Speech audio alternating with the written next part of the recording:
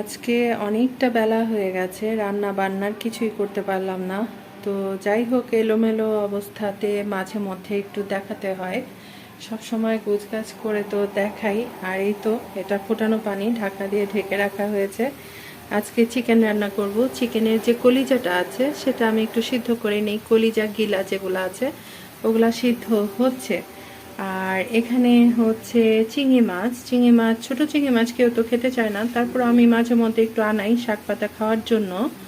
তো এই তো এটা দিয়ে পালং শাক দিয়ে রান্না করব। এখানে ছোলার ডাল ভেজানো হয়েছে। ছোলার ডাল এমনিতেই রান্না করব, ওই যে সকালবেলা রুটি দিয়ে পরোটা দিয়ে খাওয়া যায়, আবার হচ্ছে ভাত দিয়েও খাওয়া যায়। আর চিকেনটা এখনো ধুয়ে ফ্রেশ করা হয় নাই, কাটাকুটি করে নিয়েছি মাত্র।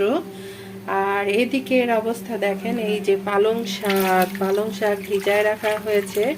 বাজার থেকে কোনো শাক পাতা আনলে শুধু পানি আর পানি, এই আর কি। তো এগুলা কুটা বাছা করতে করতে অনেকটা সময় চলে গেছে। আজকে কুটাকাটি এগুলা ভিডিও করার একদম মন ছিল না। প্রিয় ভাই বোন বন্ধুরা যারা আমাকে দেখছেন শুনছেন, সবার কাছে বিনীত অনুরোধ থাকবে অবশ্যই লাইক করবেন। আর বন্ধু করে থাকলে অবশ্যই অবশ্যই কমিউনিটিতে লেটার রাখবেন। তো ঠিক আছে, রান্না বান্না করি, থাকেন আমার সাথে।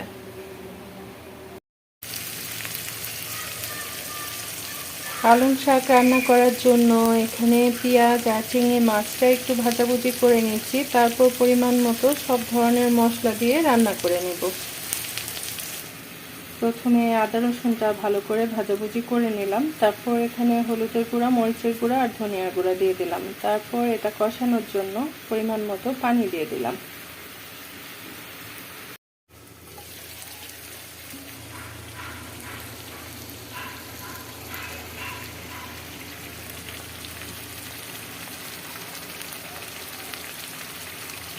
মশলাটা খুব ভালো করে কষাই নিয়েছি। যখন তেলটা ছেড়ে দিয়েছে তখন কিন্তু আমি পালং শাকগুলা দিয়ে দিচ্ছি। আর পালং শাক রান্না করার জন্য একদম পানি ব্যবহার করতে হয় না, এটা থেকে বক বক করে পানি ওঠা শুরু হয়ে যাবে। মশলার সাথে খুব ভালো করে মিশিয়ে দিব। প্রথমে একটু ঢাকনা দিয়ে ঢেকে দিব, তারপর ঢাকনা খুলে কিছুক্ষণ রান্না করলেই পালং শাক দিয়ে চিংড়ি মাছ রান্না হয়ে যাবে। একটু হালকা ঝোল ঝোল থাকবে, তাহলে পালং শাক খেতে অনেক মজা।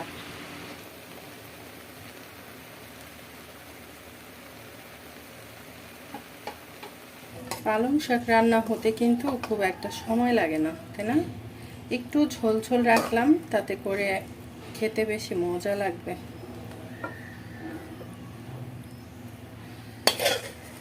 আরেকটা কথা হচ্ছে, পালং শাক কিন্তু আমাদের শরীর স্বাস্থ্যের জন্য অনেক উপকারী, অনেক উপকারী। এটার উপকার বলে শেষ করা যাবে না।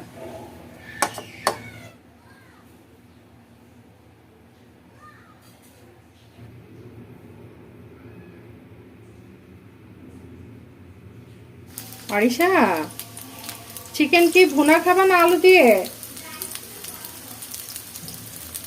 আচ্ছা, তাহলে আজকে আর আলু ঠালু দিব না, এমনিতেই রান্না করি পেঁয়াজ দিয়ে। এখন আলু কাটার টাইম নাই আসলে, বিরক্ত লাগছে, রান্না বান্না ভালো লাগছে না। প্রতিদিন একই কাজ, একই ধরনের কাজ। অফিস আজকে আমাকে অফিস আদালতের কাজ দিলে ভালো হতো, সবার মাথা গরম করে ফেলতাম। আর মুরগি রান্না করতে করতে মুরগি আর খাওয়ার রুচি নেই আসলে। বেশি করে তেজপাতা দিয়ে দিলাম, হয়ে গেল।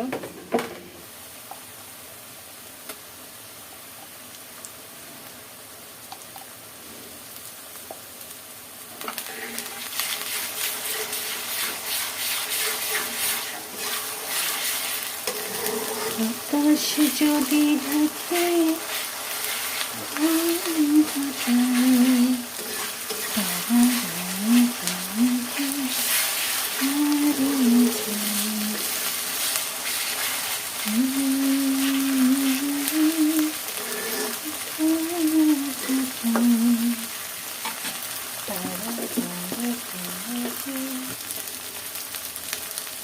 লবণ দিয়ে দিলাম, ধনিয়ার গুঁড়া দিয়ে দিলাম, তারপর দিব মরিচের গুঁড়া।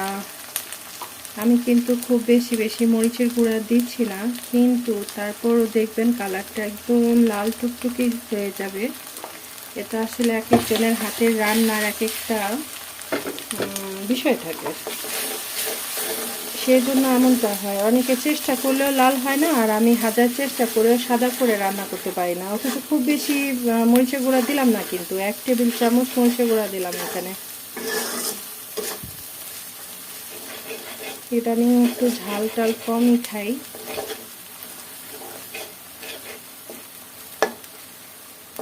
যারা লাল করতে চান তাদের জন্য টিপস আছে, তারা আমাকে কমেন্ট করলে আমি বলে দিব কিভাবে তরকারি লাল হয়ে যাবে, রান্নাটা আর কি।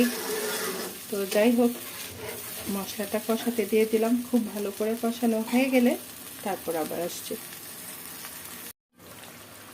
ইদানিং কি যেন হয়েছে, সারাক্ষণ শুধু হাত থেকে এটা পড়ে যায়, ওইটা পড়ে যায়। মশলাটা আমি অনেকক্ষণ ধরে কষালাম, কারণ হচ্ছে মশলাটা কষাতে দিয়ে তারপরে আমি চিকেনটা ধুয়ে নিলাম।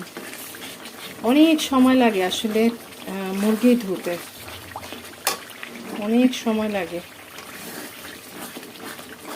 তো এই যে দেখেন কত সুন্দর করে মশলাটা কষানো হয়েছে। একে একে 2 বার পানি দিয়ে আমি মশলাটা খুব ভালো করে কষাই নিয়েছি। আরেকটা কারণ আছে, কারণ চিকেন সিদ্ধ হতে কিন্তু খুব বেশি সময় লাগে না, চোখের পলকে চিকেন সিদ্ধ হয়ে যায়। সে কারণে মশলাটা আগে থেকে একটু ভালো করে কষাই নিলে খেতে ভালো লাগে।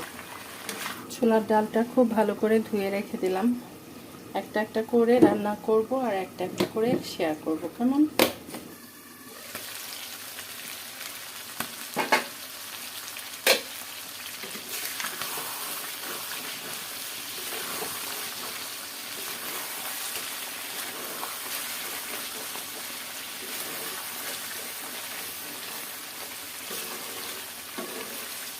বড় কড়াইটার মধ্যে রান্না করি হচ্ছে নাড়াচাড়া করতে অনেক বেশি সুবিধা আর কি, যেভাবে ইচ্ছা ওইভাবে নাড়াচাড়া করা যায়।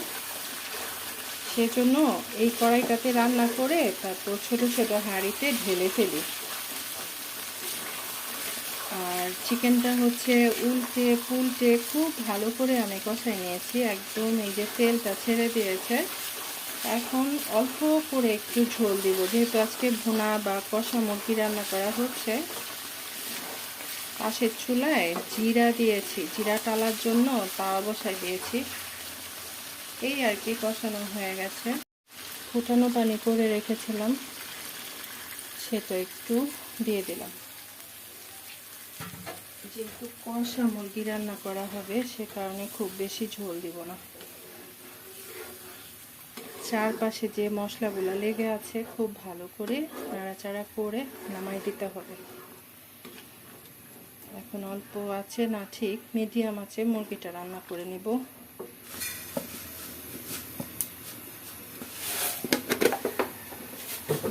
প্রায় সময় আমার জিরার গুঁড়াটা শেষ হয়ে যায়, এটা এখন খুব ভালো করে টালাটুলি করে তারপরে তাড়াতাড়ি গুঁড়া করে চিকেনে দিয়ে দিব। এখনো ছোলার ডাল রান্না বাকি, ভাত রান্না বাকি। ভাত করতে বেশি সময় লাগবে না, কারণ চালটা তো ভিজাই রেখে দিয়েছি। চাল ভিজানো থাকলে খুব তাড়াতাড়ি রান্নাটা হয়ে যায়।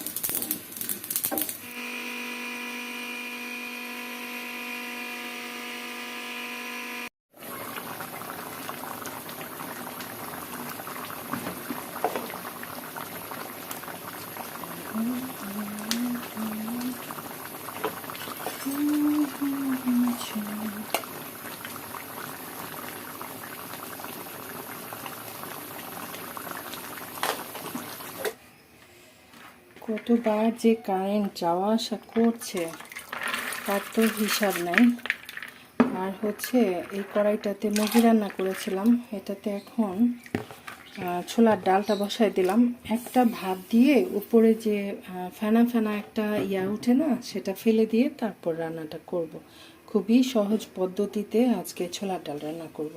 কারণ অনেকটা বেলা হয়ে গেছে, এখন আরও তো মানে খুব বেশি বেশি যত্ন করে রান্না করার সময় নেই আমার। আর এই তো এপাশে চিকেনটা আমি হাঁড়ির মধ্যে ঢেলে নিয়েছি। চিকেনটা একদম কষা চিকেন হয়েছে, অনেক বেশি সুন্দর হয়েছে দেখতে।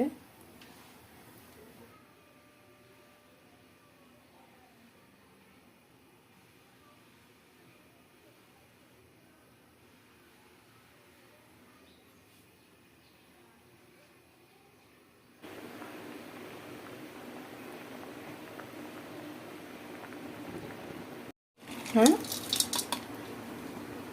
কোথায় কেন? ও, ওটা সম্ভবত ধোয়া হয়নি। এখানে পেঁয়াজ, তারপর হচ্ছে গরম মশলা সব কিছু দিয়ে দিলাম। আজকে খুব সহজ পদ্ধতিতে ছোলার ডাল রান্না করব, মানে শর্টকাট প্রসেসে। এখানে আদা রসুন বাটা দিয়ে দিচ্ছি পরিমাণ মতো, অনেকটা মাংস রান্নার মতোই রান্না হয় ছোলার ডালটা।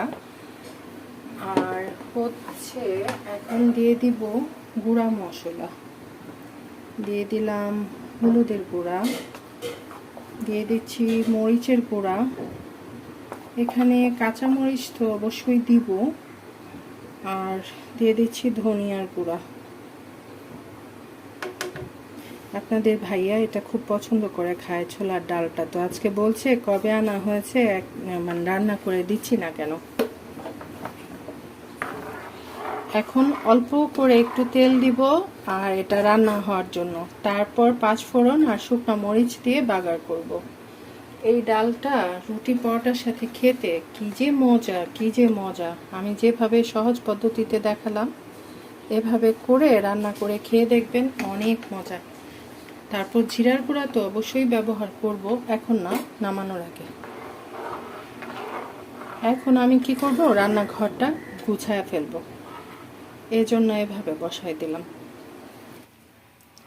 খাওয়া দাওয়া শেষ করে বিকেলবেলা আসলাম ডালটা বাগার করার জন্য। ডালটা রান্না হয়ে গেছিল, আর এই তো একটু 5 ফোড়ন দিয়ে দিলাম। খুব সুন্দর একটা ফ্লেভার চলে আসছে। এখন কি করতে হবে, ডালের মধ্যে এটা ঢেলে দিতে হবে।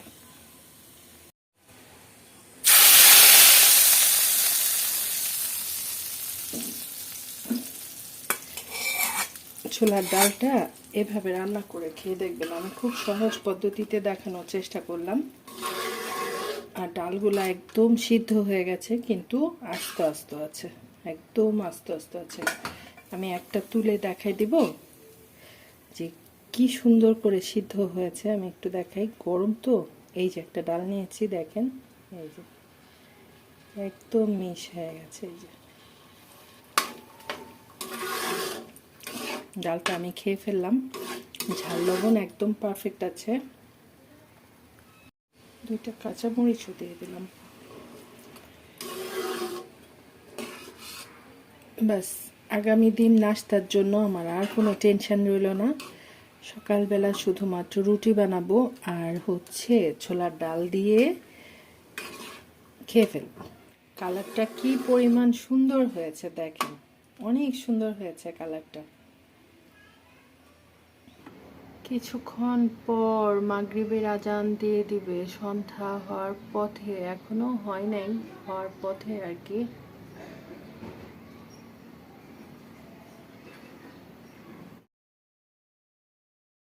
আর আজকে গতকালকে ডাল রান্না ছিল, সেটা দুপুরবেলা খাওয়া হয়েছে। ডালের রংটা দেখতে যেমন সুন্দর হয়েছে, ডালের টেস্টটা কিন্তু অনেক বেশি ভালো এসেছে। আরেকটা কথা কি জানেন, আমি সবসময় আমার নিজের রান্নার প্রশংসা নিজেই করে থাকি। এটার একটা কারণ আছে। আমি যখন যেখানে যাই না কেন, যার বাসায় খাবার খাই না কেন, নিজের বাসায় এসে নিজের রান্না খেলে আমার কেন যেন অনেক বেশি বেশি ভালো লাগে। সে কারণে বললাম আর কি।